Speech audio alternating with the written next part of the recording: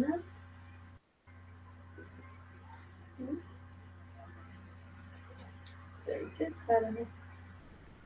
Hello and welcome to filler form. I am Aleem Akhtar, sociology teacher at filler form.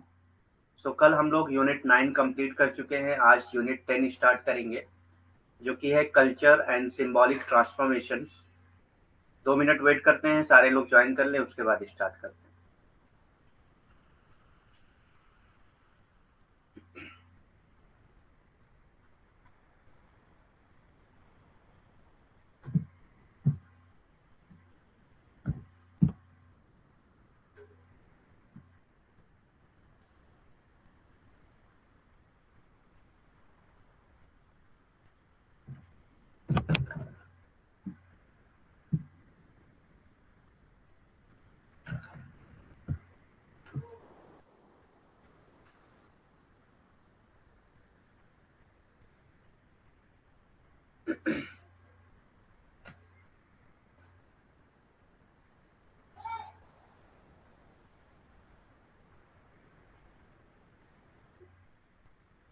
आप लोग confirm करिए voice and PPT clear है या नहीं, उसके बाद स्टार्ट करते हैं।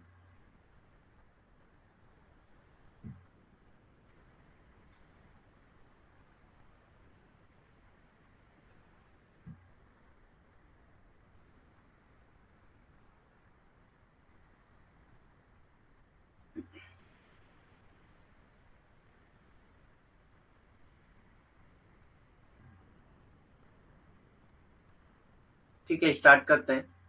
सो जिन्होंने फिलर फॉर्म ज्वाइन नहीं किया है उनके लिए अनाउंसमेंट है कि 1 नवंबर से क्रैश कोर्स लॉन्च हो रहा है यूजीसी नेट जेआरएफ दिसंबर बैच के लिए, और ये वैलिड होगा दिसंबर एग्जाम तक। सो जो भी नहीं ज्वाइन किए हैं वो क्रैश कोर्स ज्वाइन कर सकते हैं, जिनमें उनको revision classes, PYQs, MCQs plus notes PDF form में उनको मिल जाएंगी। First paper plus second paper दोनों की प्राइस है 1400 रुपीज, जिसमें उनको फर्स्ट पेपर की फ्री बुक मिलेगी। फर्स्ट पेपर के क्वेश्चन पेपर के सॉल्व क्वेश्चन पेपर की फ्री बुक मिलेगी, और अगर एक पेपर बाई करना चाहते हैं, चाहे पेपर 1 चाहे पेपर 2, तो उसमें आपको 1000 रुपीज का प्राइस पड़ेगा। तो जिन्होंने नहीं ज्वाइन किया है वो क्रैश कोर्स ज्वाइन कर सकते हैं, और मेरा रेफरल कोड अलीम10 यूज कर सकते हैं, जिनसे उनको 10% एक्स्ट्रा डिस्काउंट मिल जाएगा। Good afternoon. सो आज हम लोग यूनिट 10 स्टार्ट करेंगे। कल तक हम लोगों ने यूनिट 9 कंप्लीट कर लिया है। आज यूनिट 10 स्टार्ट करेंगे जो कि है culture and symbolic transformations. So culture and symbolic transformations part 1 आज हम लोग करेंगे। हाँ, आज रात 8 बजे क्लास होगी। Culture and symbolic transformations part 1। तो सबसे पहले आता है सिंबल्स। सिंबल्स यानी कि प्रतीक। A symbol is anything that meaningfully represents something else. Culture could not exist without symbols because there could be no shared meaning among people. ठीक। सो symbol क्या होता है? कोई भी चीज जो दूसरी चीज की मीनिंग बताती हो उसको सिंबल कहते हैं। सिंबल कभी भी खुद की मीनिंग नहीं बताता है, बल्कि वो दूसरी चीज की मीनिंग बताता है। तो जो भी सिंबल अगर दूसरी चीज को रिप्रेजेंट करते हैं, किसी दूसरी चीज को रिप्रेजेंट करते हैं, तो उसको सिंबल्स कहा जाता है। और कल्चर कभी भी विदाउट सिंबल एग्जिस्ट नहीं कर सकता, क्योंकि सिंबल के जरिए हम जो है अपने वैल्यूज को, अपने कम्युनिकेशन को शेयर करते हैं लोगों के अंदर, लोगों से जो है अपने कम्युनिकेशन, अपने वैल्यूज को शेयर करते हैं with the help of symbol. So बगैर सिंबल के कल्चर जो है वो पॉसिबल नहीं हो सकता। कल्चर जो है वो बगैर सिंबल के एग्जिस्ट नहीं कर सकता। Culture could not exist without symbols because there would be no shared meaning among people. क्योंकि कोई भी shared meaning नहीं होगी among people। बगैर सिंबल के आप जो है कोई किसी भी चीज की मीनिंग नहीं समझ पाएंगे, तो कल्चर एग्जिस्ट नहीं कर सकता है। ठीक। तो सिंबल क्या है? अ symbol is anything that meaningfully represent something else. कोई भी चीज जो किसी और चीज को रिप्रेजेंट करती हो। और कल्चर जो है वो एग्जिस्ट नहीं कर सकता without symbol, because we can not understand share meaning among people. ठीक। तो हम जो है शेयर मीनिंग को नहीं समझ सकते हैं लोगों के अंदर जो शेयर्ड मीनिंग होती है उसको हम नहीं समझ सकते हैं विदाउट सिंबल। और कल्चर क्या है? शेयर्ड वैल्यूज, शेयर्ड बिहेवियर, ये सारी चीजें कल्चर में आ जाती हैं। ठीक। सो जब हम मीनिंग ही नहीं समझेंगे, शेयर्ड मीनिंग ही नहीं समझेंगे, तो कल्चर कैसे एग्जिस्ट करेगा? इसीलिए कहा जाता है कि without symbol culture can not exist. प्रतीक क्या है? एक प्रतीक कुछ भी है जो सार्थक रूप से किसी और चीज का प्रतिनिधित्व करता है। तो कोई भी चीज जो सार्थक रूप से किसी और चीज का प्रतिनिधित्व करता हो, उसको प्रतीक कहा जाता है। ठीक। तो प्रतीक कभी भी अपने आप का प्रतिनिधित्व नहीं करता है, बल्कि किसी और चीज का प्रतिनिधित्व करता है। तो इसी को क्या कहा जाता है? प्रतीक कहा जाता है। सांस्कृतिक प्रतीकों के बिना संस्कृति प्रतीकों के बिना अस्तित्व में नहीं रह सकती, क्योंकि लोगों के बीच कोई साझा अर्थ नहीं होगा। ठीक। तो संस्कृति कहते हैं कि संस्कृति कभी भी प्रतीक के बिना नहीं रह सकती, उसका अस्तित्व नहीं हो सकता। कभी भी संस्कृति का अस्तित्व नहीं हो सकता बगैर प्रतीकों के, क्योंकि हम जो है किसी भी साझा अर्थ को नहीं समझ सकते। क्योंकि अगर प्रतीक नहीं होगा तो कोई भी साझा अर्थ नहीं होगा, और कोई साझा अर्थ नहीं होगा तो संस्कृति नहीं होगी। इसीलिए कहा जाता है कि संस्कृति का कभी भी अस्तित्व बगैर जो है प्रतीक के नहीं हो सकता। तो एक प्रतीक कुछ भी है जो सार्थक रूप से किसी और चीज का प्रतिनिधित्व करता है। संस्कृति प्रतीकों के बिना अस्तित्व में नहीं रह सकती, क्योंकि लोगों के बीच कोई साझा अर्थ नहीं होता है। ठीक। तो सिंबल या प्रतीक क्या होता है, समझ में आ गया आपको? ठीक है। Symbol can simultaneously produce loyalty and animosity. ठीक। सो जो सिंबल है वो दोनों चीजों को प्रोड्यूस कर सकती है, चाहे लॉयल्टी को चाहे एनिमोसिटी को। ठीक। चाहे वफादारी को प्रोड्यूस कर सकती है, चाहे वो दुश्मनी को भी प्रोड्यूस कर सकती है। एनिमोसिटी कहते हैं दुश्मनी को। ठीक। तो symbol can simultaneously produce loyalty and animosity. किसी एक के प्रति अगर आप लॉयल्टी करते हैं तो दूसरे के प्रति आपको एनिमोसिटी करना पड़ेगा। ठीक। तो इसीलिए कहा जाता है कि सिंबल जो है वो दोनों चीज को साइमल्टेनियसली प्रोड्यूस कर सकता है, लॉयल्टी और एनिमोसिटी दोनों को। ठीक। प्रतीक एक साथ वफादारी और दुश्मनी पैदा कर सकते हैं। तो प्रतीक क्या है? एक ही साथ में वफादारी और दुश्मनी दोनों पैदा कर सकते हैं, क्योंकि अगर आप किसी के साथ वफादारी कर रहे हैं तो वो दूसरे के साथ दुश्मनी भी हो सकती है। ठीक। वो दूसरे के साथ दुश्मनी भी हो सकती है।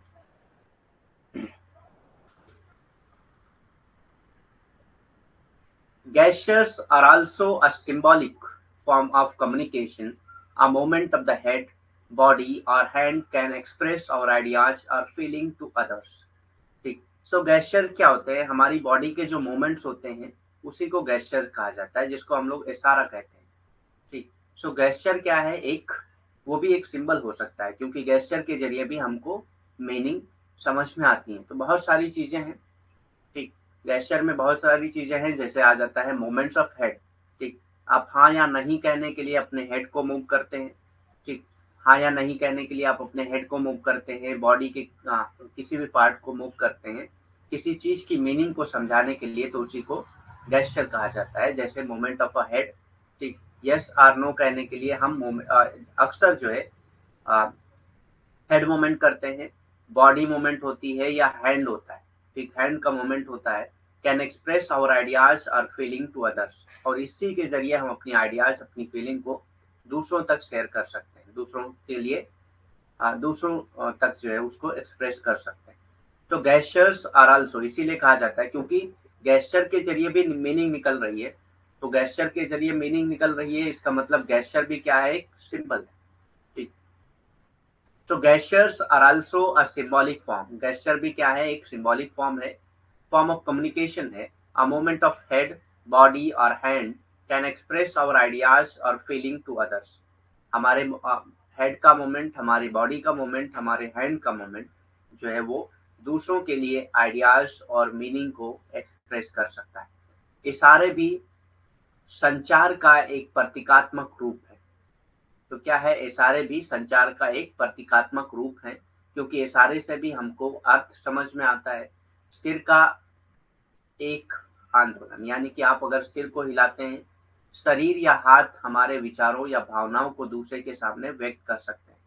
तो या तो आप सिर को हिलाते हैं, शरीर को हिलाते हैं या हाथ को हिलाते हैं, तो इससे क्या समझ में आता है कि आप कोई ना कोई मीनिंग समझाना चाह रहे हैं दूसरों को, ठीक, अपने विचारों को, अपने भावनाओं को दूसरे तक पहुंचाना चाह रहे हैं। तो इशारे के जरिए आप पहुंचाते हैं और सामने वाला उस इशारे की मीनिंग समझ जाता है, ठीक, सामने वाला उस इशारे की मीनिंग समझ जाता है।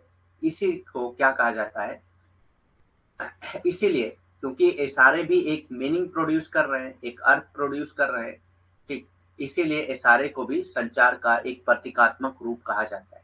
जैसे अगर आपने पीके मूवी देखी होगी तो उसमें अच्छा की बहुत मीनिंग निकाल के बताता है, ठीक, आपके मतलब जो टंग का मोमेंट है, यानी कि आप किस तरह से आपकी जो वॉइस है, ठीक, सो वॉइस से आप उसकी मीनिंग अलग अलग हो जाती है। अच्छा की मीनिंग उसने बताया है कई मीनिंग, ठीक, तो जैसे जैसे अच्छा की वॉइस टोन बदलती है वैसे उसका मीनिंग भी बदल जाता है। तो आपने अगर पीके मूवी देखी होगी तो उसमें आपको पता चल जाएगा। तो इसी तरह से जो होते हैं सिंबल, इसी तरह होते हैं, अलग अलग मीनिंग को दर्शाते हैं, अलग अलग चीजों को रिप्रेजेंट करते हैं, ठीक। सो ऐसे बहुत सारे हमारी लाइफ में हम हमेशा इसी तरह करते हैं, ठीक, या तो गेस्चर के जरिए या सिंबल्स के जरिए अपनी मीनिंग को, अपने आइडियाज को, अपने विचार को एक जगह से दूसरी जगह ट्रांसफर करते हैं, ठीक।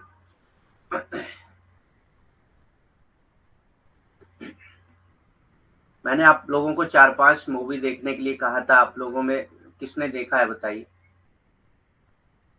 डैम से रिलेटेड बहुत सारी मूवियाँ बताया था मैंने, उसमें कौन-सी मूवी किसने देखा है ये बताइए?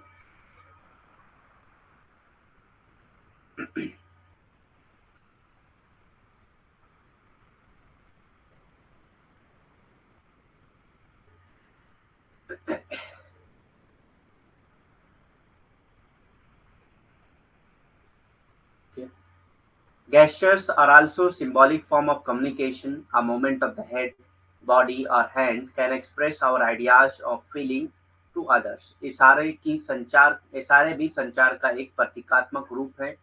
सिर का हिलाना, शरीर का हिलाना या हाथ का हिलाना हमारे विचारों या भावनाओं को दूसरे के सामने व्यक्त कर सकते हैं, ठीक। A sign is an object, sign क्या होता है, ठीक। A sign is an object, quality, event, or entity whose presence or occurrence indicate the probable presence or occurrence of something else. तो साइन क्या है, अगर साइन कहीं पे प्रेजेंस होती है, साइन क्या है, एक ऑब्जेक्ट हो सकती है, एक क्वालिटी हो सकती है, एक इवेंट हो सकता है, ठीक, या एक एंटिटी हो सकती है, ठीक। तो साइन कुछ भी हो सकता है, चाहे वो ऑब्जेक्ट हो सकता है, चाहे वो क्वालिटी हो सकता है, चाहे वो इवेंट हो सकता है, चाहे वो एंटिटी हो सकता है, जिसका प्रेजेंस ये इंडिकेट करता है कि यहाँ पे किसी और चीज की भी प्रेजेंस है, ठीक, यहाँ पे किसी और चीज की भी प्रेजेंस है, ठीक। जैसे बहुत सारी चीजों के साइन देख के आप बता सकते हैं कि यहाँ पे क्या होने वाला है, ठीक। जैसे रोड पे अगर पानी पड़ा हुआ है तो आप ये वो साइन देखकर आप ये पता लगा सकते हैं कि रिसेंटली वहां पे बारिश हुई है, ठीक। तो a sign is an object, quality, event और entity whose presence or occurrence indicate the probable presence or occurrence of something else, जिसकी प्रेजेंस ये बताती है यहाँ पे कुछ और भी प्रेजेंट है, ठीक। एक संकेत एक वस्तु, गुणवत्ता, घटना या इकाई है, ठीक। तो संकेत कुछ भी हो सकता है, चाहे वो एक वस्तु हो सकती है, चाहे वो एक गुणवत्ता हो सकता है, चाहे वो एक घटना हो सकता है या कोई इकाई भी हो सकता है, ठीक, जिसकी उपस्थिति या घटना किसी और चीज की संभावित उपस्थिति या घटना को इंगित करती है। तो अगर संकेत कहीं पे उपस्थित है तो वो किसी और चीज की उपस्थिति को भी वो इंगित करता है, यानी कि ये बताता है कि कोई और चीज भी वहां पे उपस्थित है। तो वो साइन के जरिए आप बता पा सकते हैं कि कौन सी चीज वहां पे प्रेजेंट है, संकेत के जरिए आप बता पा सकते हैं कि वहां पे कौन सी चीज उपस्थित है, ठीक।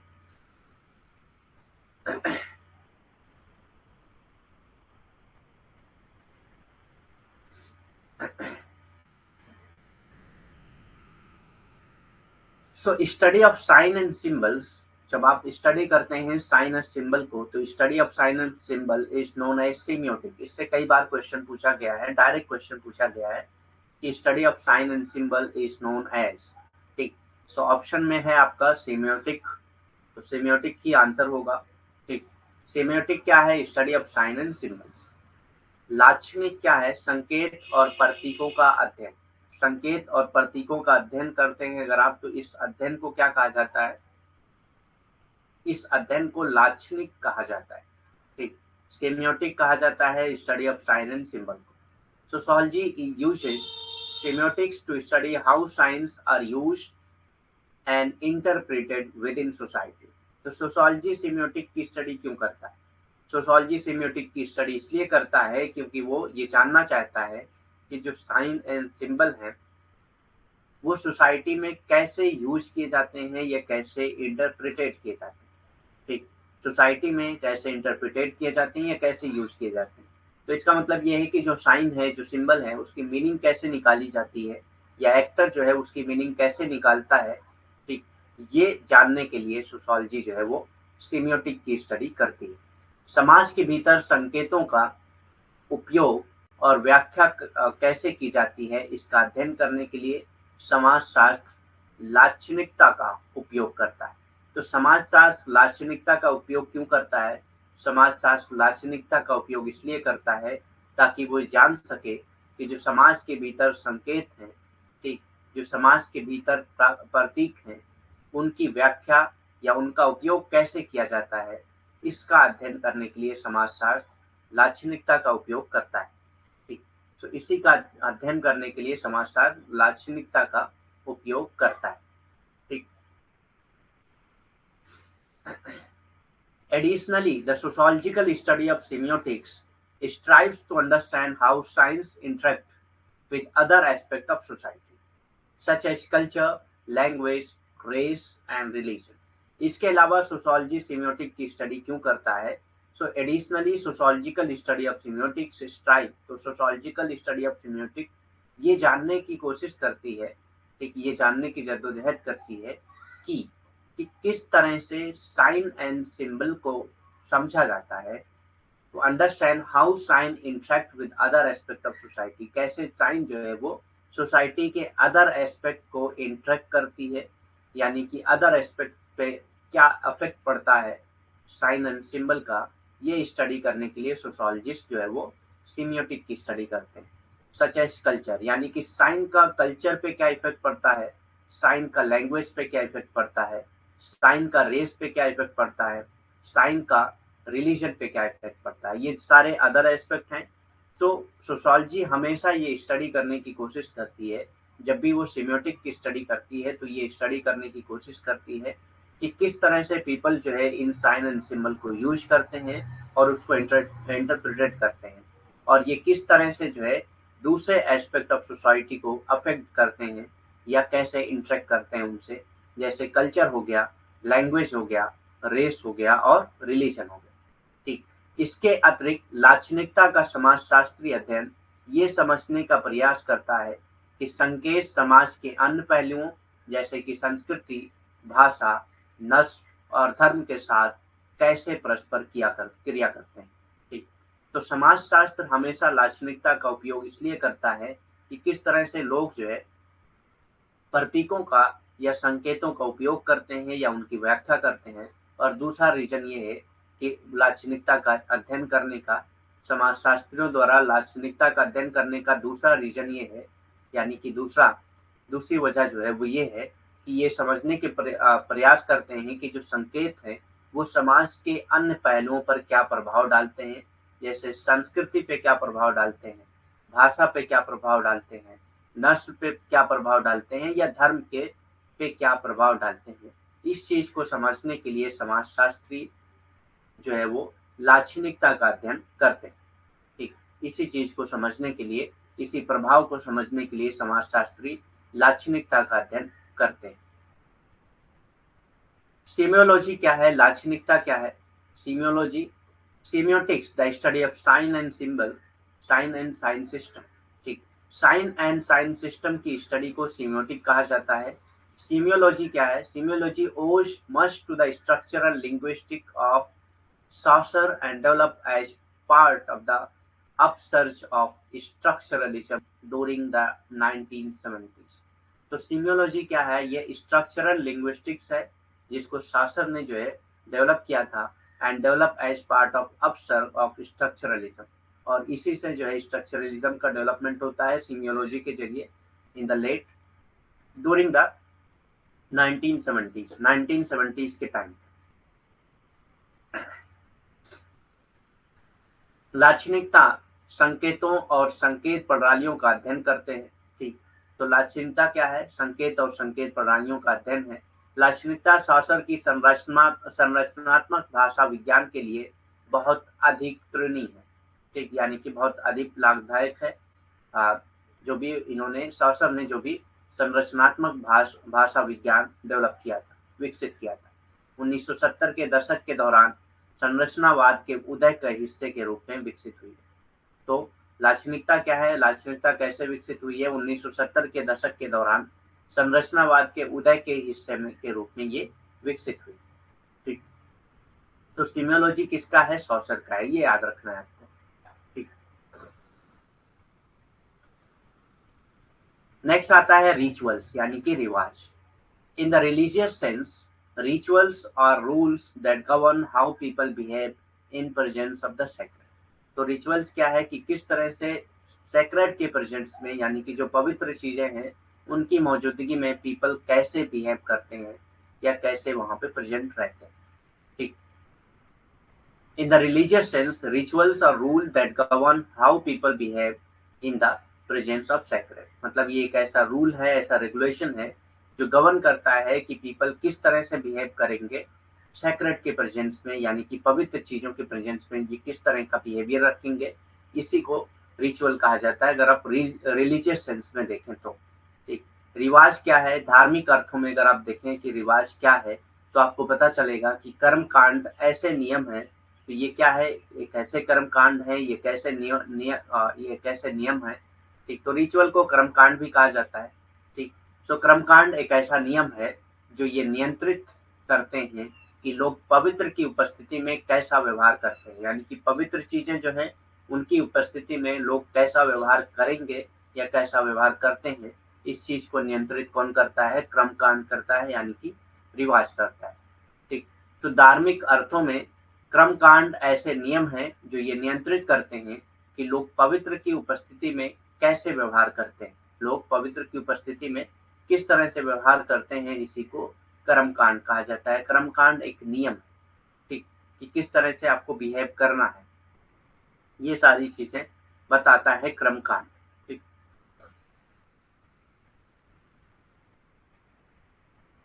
these rules may take the form of instructions detailing the appropriate context for worship, the role of various participants, acceptable dress, and precise wording of chants, songs, and prayers। तो ये रूल्स क्या क्या हो सकते हैं? These rules may take the form of instruction। तो ये rule जो है वो इंस्ट्रक्शन का फॉर्म भी ले सकते हैं। Detailing the appropriate context for worship, जो ये बताते हैं कि किस तरह से वर्शिप करना है, वर्शिप करने का अप्रोप्रिएट कॉन्टेक्स्ट क्या है, इस चीज को ये बताते हैं रिचुअल्स यानी कि रूल्स। ठीक, तो these rules may take the form of instructions dealing the appropriate context for worship. ये क्या करते हैं? अप्रोप्रिएट कॉन्टेक्स्ट को डील करते हैं वर्शिप के लिए, कि पूजा पाठ करने के लिए क्या अप्रोप्रिएट कॉन्टेक्स्ट होगा, इस चीज को डील करते हैं। The role of various participant, और उसमें देखते हैं कि अलग अलग पार्टिसिपेंट का क्या रोल है। एक्सेप्टेबल ड्रेस, ड्रेस एक्सेप्टेबल क्या है? हर रिलीजन का एक एक्सेप्टेबल ड्रेस होता है जो सारे रिलीजन में उस तरह के ड्रेस अलाउड नहीं होता है। ठीक, and the precise wording of chant. ठीक, और कुछ जो है आप कुछ ऐसी वर्डिंग होती है जैसे हनुमान चालीसा हो गया, अजान वगैरह हो गई, ये सारी चीजें क्या है? प्रिसाइज वर्डिंग ऑफ चांट्स है, चांट है, जिसको आप क्या है अपने रिलीजियस के अकॉर्डिंग आप उसको पढ़ते हैं, उसको चिल्लाते हैं। ठीक, सॉन्ग्स एंड प्रेयर, जैसा कि सॉन्ग्स और प्रेयर, तो बहुत सारी चीजें हैं, सॉन्ग वगैरह चलते हैं या प्रेयर वगैरह होती हैं, ये सारी चीजें किस में आ जाती हैं? रिचुअल्स में आ जाती हैं। So these rules may take the form of instructions detailing the appropriate context for worship. तो ये रूल जो है हो सकता है कि इंस्ट्रक्शन का फॉर्म ले ले जो डिटेल करते हैं क्या appropriate context for worship, worship के एप्रोप्रिएट कॉन्टेक्स्ट को, ठीक, the role of various participant, और उसमें देखते हैं कि वेरियस पार्टिसिपेंट का क्या रोल है, एक्सेप्टेबल ड्रेस क्या है, ठीक, and the precise wording of chants, और प्रिसाइज वर्डिंग ऑफ चांट क्या है, सॉन्ग या प्रेयर क्या है, ये सारी चीजों को ही रिचुअल्स कहा जाता है। ठीक, ये नियम पूजा के लिए उपयुक्त संदर्भ, विभिन्न प्रतिभागियों की भूमिका, स्वीकार पोशाक और मंत्रों, गीतों और प्रार्थनाओं के सटीक शब्दों का विवरण करने के लिए करने वाले निर्देशों का रूप ले सकते हैं। तो जो ये नियम है, जो रिवाज है, जो कर्म कांड है, ये नियम क्या कर सकते हैं, ये पूजा के लिए उपयुक्त संदर्भ, विभिन्न प्रतिभागियों की भूमिका, तो उपयुक्त संदर्भ, विभिन्न प्रतिभागियों की भूमिका, स्वीकार पोशाक क्या होंगे, मंत्र क्या होंगे, गीत क्या होंगे, प्रार्थनाएं क्या होंगी, इन सारी चीजों के सटीक शब्दों का विवरण करने के लिए करने वाले निर्देशों का रूप ले सकते हैं। ठीक, तो ये कर्मकांड क्या होंगे, इन्हीं सबको निर्देश करेंगे। ठीक,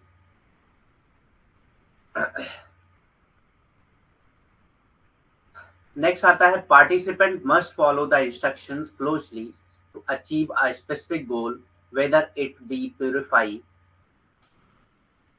तो participant must follow the instructions closely to achieve a specific goal. तो पार्टिसिपेंट जो है यानी कि जो रिचुअल को मानने वाले हैं उनको एक स्पेसिफिक गोल करना होगा, ठीक, और एक इंस्ट्रक्शन को फॉलो करना होगा ताकि वो स्पेसिफिक गोल तक पहुंच पाए, ठीक, ताकि वो स्पेसिफिक गोल तक पहुंच पाए एक इंस्ट्रक्शन को फॉलो करना होगा जो रिचुअल्स के जरिए दी जाती है। ठीक, whether it to be purify the participants body और सोल। ठीक, क्या जो है जो पार्टिसिपेंट है उसकी बॉडी और सोल को प्यूरिफाई करके स्पेसिफिक गोल पाया जा सकता है। To commemorate an important person और इवेंट। ठीक, क्या कोई एक इम्पॉर्टेंट कमेमोरेट करके पर्सन से रिलेटेड या इवेंट से रिलेटेड कमेमोरेट करके क्या आप जो है अपने स्पेसिफिक गोल को पा सकते हैं। Or to transform profane item into sacred item. ठीक, अगर क्या मतलब एक प्रोफेन आइटम को सेक्रेट आइटम में बदलकर हम स्पेसिफिक गोल पा सकते हैं। तो पार्टिसिपेंट हमेशा इन सारे इंस्ट्रक्शंस को इन सारे इंस्ट्रक्शंस को फॉलो करता है। ठीक, तो प्रतिभागियों को एक विशेष लक्ष्य को प्राप्त करने के लिए निर्देशों का बारीकी से पालन करना चाहिए। तो ये कहते हैं कि जो प्रतिभागी हैं उनको विशिष्ट लक्ष्य प्राप्त करने के लिए यानी कि जो भी विशिष्ट लक्ष्य है उनको प्राप्त करने के लिए जो भी निर्देश दिए गए हैं उसका बारीकी से पालन करना चाहिए, चाहे वो प्रतिभागी के शरीर या आत्मा को शुद्ध करता हो, चाहे वो प्रतिभागी के शरीर या आत्मा को शुद्ध करता हो, किसी महत्वपूर्ण व्यक्ति या घटना के को याद करता हो, ठीक, किसी महत्वपूर्ण घटना या व्यक्ति को याद करना हो, या अपवित्र वस्तुओं को पवित्र वस्तु में बदलना। ठीक, तो किसी भी तरीके से आपको क्या करना चाहिए, बारीकी से इसका पालन करना चाहिए कि किस तरह से हमें जो है एक विशिष्ट लक्ष्य प्राप्त करने में आसानी। ठीक, तो प्रतिभागियों को एक विशिष्ट लक्ष्य को प्राप्त करने के लिए निर्देशकों का बारीकी से पालन करना चाहिए, चाहे वो प्रतिभागी के शरीर का आत्मा को शुद्ध करना हो, किसी महत्वपूर्ण व्यक्ति या घटना को याद करना हो, या अपवित्र वस्तुओं को पवित्र वस्तु में बदलना हो। तो कोई भी चीज करना हो आपको अपने लक्ष्य पे ध्यान देना चाहिए और एक विशिष्ट लक्ष्य को कैसे प्राप्त किया जाए इसके ऊपर जो भी निर्देश दिए गए हैं उन निर्देशकों का बारीकी से पालन करना चाहिए। ठीक, according to Durkheim, the nature of the rituals is relatively insignificant। तो डरकीम क्या कहते हैं कि जो रिचुअल का नेचर है वो रिलेटिवली इनसिग्निफिकेंट। डरकीम के अनुसार अनुष्ठान की प्रकृति अपेक्षाकृत नगण्य। ठीक, इनसिग्निफिकेंट यानी कि जो बहुत ज्यादा इंपॉर्टेंट ना हो। ठीक, तो ये कहते हैं कि nature of the ritual is relatively insignificant. जो नेचर है रिचुअल का वो इनसिग्निफिकेंट होता है यानी कि किसी काम का नहीं होता है। Rather the important element is that a community of worshipper share the ritual and evoke certain ideas and sentiment. ठीक, इसके अलावा वो क्या कहते हैं कि एक इम्पॉर्टेंट एलिमेंट है, ठीक, is that a community of worshipper यानी कि वर्शिपर की एक कम्युनिटी जो है वो अपने रिचुअल को शेयर करती है and evokes certain ideas and sentiment, और इसी की वजह से कुछ आइडियाज और सेंटिमेंट जो है वो इवोक होते हैं, एक साथ जुड़ते हैं। ठीक। So according to Durkheim the nature of ritual is relatively insignificant. तो कई बार एग्जाम में आपसे ये भी पूछा जा सकता है कि who among the following according to whom the nature of the ritual is relatively insignificant. According to whom the nature of the ritual is relatively insignificant. ये हो जाएगा आंसर एमाइल डर्कीम। ठीक। According to Durkheim, the nature of the ritual is relatively insignificant. Rather, the important element is that a community of worshippers share the ritual and evoke certain ideas and sentiments. दरकीम के अनुसार क्या है, अनुष्ठान की प्रकृति अपेक्षाकृत नगण्य है। ये कहते हैं कि अनुष्ठान की जो प्रकृति है वो अपेक्षाकृत नगण्य है, बल्कि महत्वपूर्ण तत्व ये है कि उपासकों, तो ये कहते हैं कि महत्वपूर्ण तत्व क्या है, उपासकों का एक समुदाय अनुष्ठान को साझा करता है। तो ये कहते हैं कि उपासकों का जो एक पूरा समुदाय है वो अनुष्ठान को साझा करता है और कुछ विचारों और भावनाओं को उद्घाटित करता है, और कुछ विचारों और भावनाओं को उद्घाटित करता है, जिसकी वजह से ये सारी चीजें पॉसिबल हो पाती हैं कि लोग एक अपेक्षाकृत गोल तक, एक अपेक्षाकृत उद्देश्य तक पहुंच पाते हैं। ठीक। तो डर्कीम के अनुसार अनुष्ठान की प्रकृति अपेक्षाकृत नगण्य है, बल्कि महत्वपूर्ण तत्व ये है कि उपासकों का एक समुदाय अनुष्ठान को साझा करता है और कुछ विचारों और भावनाओं को उद्घाटित करता है। ठीक। तो कुछ विचारों और भावनाओं को भी ये उद्घाटित करता है।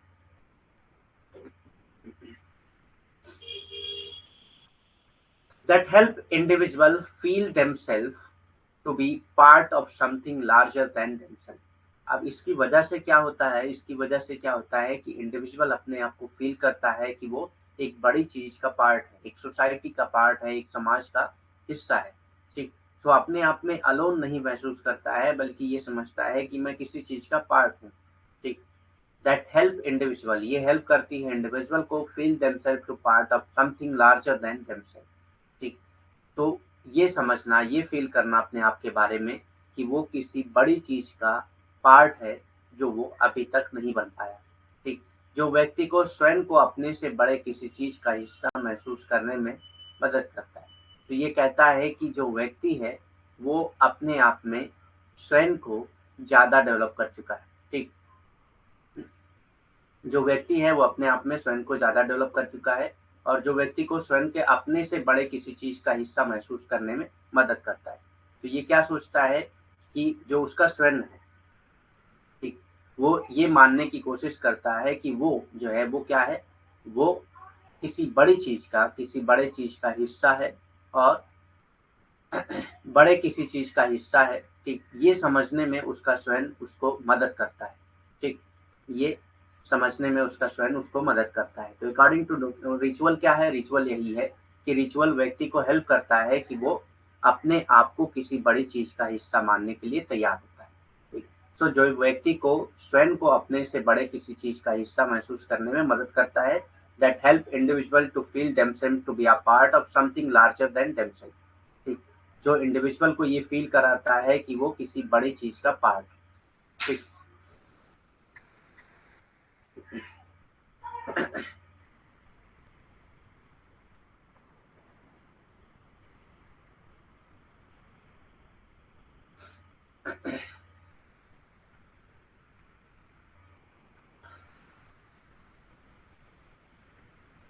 Although rituals are often enacted in sacred places, तो रिचुअल ज्यादातर कहाँ पे की जाती हैं, सेक्रेड प्लेसेस में की जाती हैं। Some are course of conduct aimed at governing the performance of everyday activities. लेकिन कुछ कोर्स ऑफ कंडक्ट होते हैं, कुछ कोर्स ऑफ कंडक्ट होते हैं जो गवर्न करते हैं परफॉर्मेंस ऑफ एवरीडे एक्टिविटीज। हर दिन की जो आपकी एक्टिविटीज होती हैं उसकी परफॉर्मेंस को गवर्न करते हैं।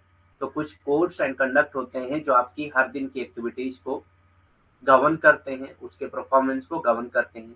सच एज स्लीपिंग, अगर आप स्लीपिंग कर रहे हैं तो किस तरह से करेंगे, कैसे करेंगे, ये सारा आपका कोर्स ऑफ कंडक्ट होता है। ठीक। वॉकिंग, अगर आप वॉकिंग कर रहे हैं तो कैसे करेंगे, किस तरह से करेंगे, क्या कोर्स ऑफ कंडक्ट है इससे रिलेटेड, वो सारी चीजें आपको पता होना चाहिए।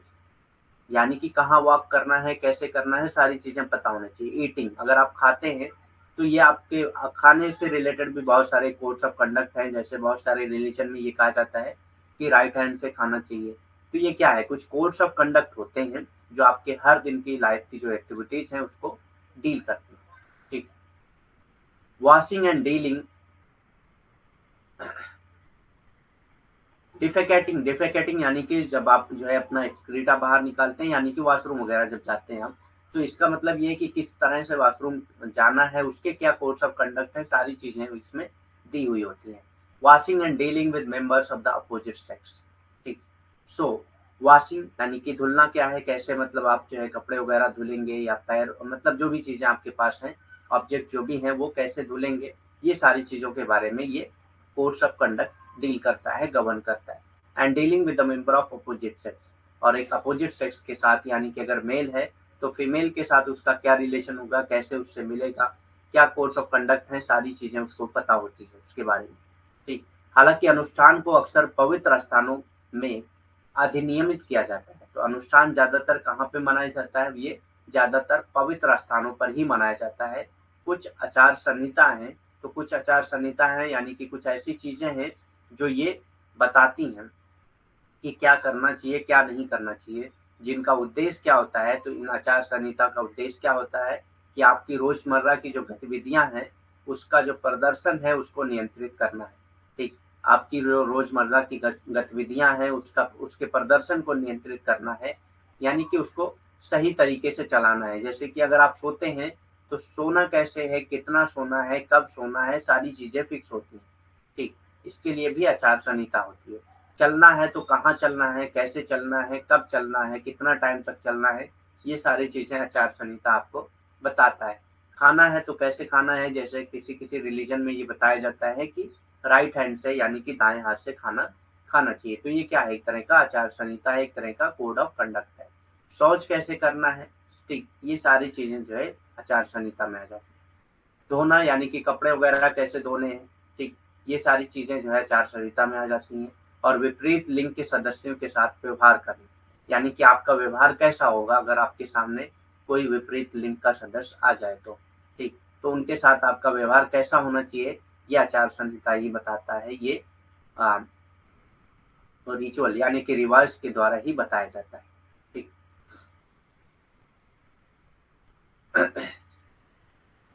Rituals include kneeling in prayer facing Makkah 5 times each day and submerging the entire body in the Arabian Sea to experience baptism. ठीक। सो ये रिचुअल में बहुत सारी चीजें हो जाती हैं। ठीक। रिचुअल में बहुत सारी चीजें हो जाती हैं, जैसे अगर आप 5 टाइम प्रेयर के लिए मक्का की तरफ अपना चेहरा करते हैं तो, ठीक, जैसे मुस्लिम जब प्रेयर करते हैं तो मक्का की तरफ अपना चेहरा करते हैं। मक्का, अगर आप इंडिया की बात करें तो इंडिया से मक्का कहाँ पे है, इंडिया से मक्का है पश्चिम की तरफ यानी कि वेस्ट की तरफ। तो आपने देखा होगा कि जितने भी मुस्लिम हैं वो जब भी 5 टाइम प्रेयर करते हैं, एक दिन में 5 बार प्रेयर करना होता है, तो 5 टाइम प्रेयर के लिए उनको क्या करना पड़ता है, मक्का की तरफ फेस करना पड़ता है अपना। ठीक। And submerging the entire body, और या तो आप अपनी पूरी बॉडी को अरबियन सी में डुबो देते हैं बैप्टिज्म को एक्सपीरियंस करने के लिए। सो बैप्टिज्म क्या है, बैप्टिज्म एक रिलीजन है, एक रिलीजियस सेक्रेमेंट है जिसको फील करने के लिए, जिसको एक्सपीरियंस करने के लिए लोग अपनी पूरी बॉडी को अरबियन सी में डुबो देते हैं। रस्मों में प्रत्येक दिन 5 बार मक्का की ओर मुंह करके प्रार्थना करना, यानी कि ये भी एक रस्म है कि आप मक्का की ओर मुंह करके 5 बार प्रार्थना करते हैं, तो ये भी एक रस्म है। और बपतिस्मा, बपतिस्मा का अनुभव करने के लिए, तो बपतिस्मा का अनुभव करने के लिए आप क्या करते हैं, पूरे शरीर को अरब सागर में डुबोना शामिल है। ठीक। तो ये भी कोई रिलीजन करता होगा कि बपतिस्मा का अनुभव करने के लिए ये अपने पूरे शरीर को डुबो देते हैं कहाँ पे, अरब सागर में। ठीक।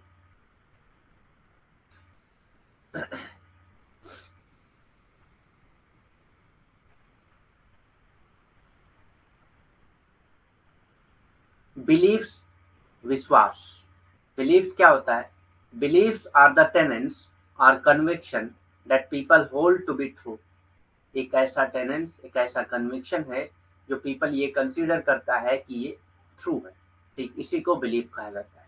Belief are the tenets are convictions, tenets are conviction that people hold to be true. जो people ये समझता है कि ये true है. Individuals in a society have specific belief.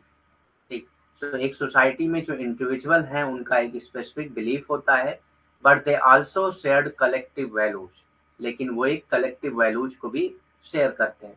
तो हर इंडिविजुअल का एक स्पेसिफिक बिलीफ होता है, लेकिन वो कलेक्टिव बिलीफ भी रखते हैं, कलेक्टिव वैल्यूज को भी शेयर करते हैं. ठीक, विश्वास क्या है? विश्वास वो सिद्धांत या विश्वास है, तो विश्वास क्या है? वो सिद्धांत या विश्वास है जिन्हें लोग सच मानते हैं, जिन्हें लोग क्या करते हैं? सच मानते हैं. समाज में व्यक्तियों की विशिष्ट मान्यताएं होती हैं, तो ये कहते हैं कि समाज में जो है विश्वास क्या है? व्यक्तियों की विशिष्ट विश्वास होता है, यानी कि विशिष्ट मान्यताएं होती हैं, लेकिन ये सामूहिक मूल्यों को भी साझा करते हैं. लेकिन ऐसा नहीं है कि वो एक विशेष मान्यताएं ही लेकर चलते हैं, बल्कि वो सामूहिक मूल्यों को भी साझा करते हैं. लेकिन जैसे एक आदमी अगर मुस्लिम है, तो मुस्लिम से रिलेटेड जो भी वैल्यूज हैं, जो भी मूल्य हैं, वो उसको साझा करेगा, लेकिन उसके साथ साथ उसका अपना एक पर्सनल बिलीफ भी हो सकता है. ठीक, उसका एक अपना पर्सनल विश्वास भी हो सकता है, या आप ये कह सकते हैं कि मान्यताएं भी हो सकती हैं. ठीक, to illustrate the difference, American commonly believe in the American dream. ठीक, अगर आप जो है इसमें और भी डिफरेंस जानना चाहते हैं, तो अमेरिकन किस पे कॉमनली बिलीव करते हैं, यानी कि एक साथ उनकी जो शेयर्ड वैल्यू है वो बिलीव करते हैं अमेरिकन ड्रीम के बारे में. हम लोग पढ़ चुके हैं. ठीक, सो अमेरिकन हमेशा अमेरिकन ड्रीम के बारे में सोचते हैं. तो जितने भी अमेरिकन होंगे सारे लोग अमेरिकन ड्रीम के बारे में सोचेंगे. That anyone who work hard enough will successful and wealthy. ठीक, और ये क्या है? बिलीफ कि कोई भी जो वर्क हार्ड करेगा, ठीक, वो जो है सक्सेसफुल होगा और वेल्दी होगा. अंतर को स्पष्ट करने के लिए अमेरिकी आमतौर पर अमेरिकन ड्रीम में विश्वास करते हैं. तो अमेरिकी जो है आमतौर पर अमेरिकन ख्वाब में, अमेरिकन स्वप्न पे ही विश्वास करते हैं, जो क्या करता है? जो ये कहता है कि कोई भी पर्याप्त परिश्रम करता है वो सफल और धनी होगा. अगर कोई भी पर्याप्त परिश्रम करता है, यानी कि अगर कोई परिश्रम कर रहा है, तो निश्चय वो सफल और धनी होगा. ठीक,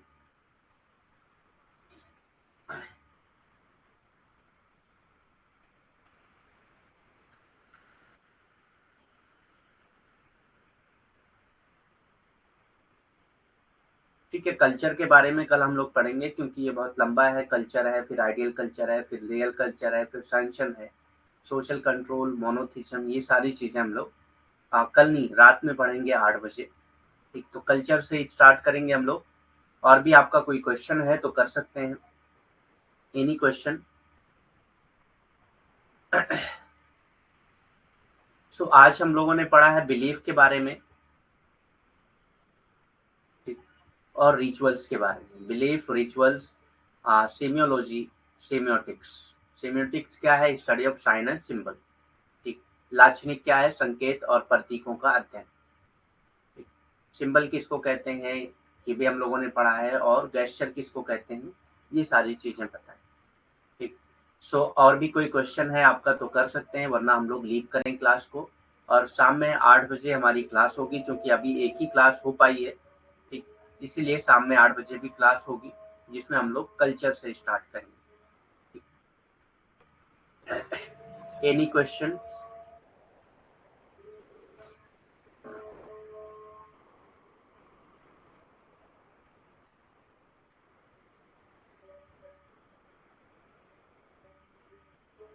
कोई भी क्वेश्चन है पूछ सकते हैं आप लोग. और दूसरी चीज ये है कि हमारा सिलेबस कंप्लीट होने वाला है, तो एक अनाउंसमेंट है कि अगर किसी को किसी भी यूनिट में डाउट है, वो यूनिट फिर से पढ़े.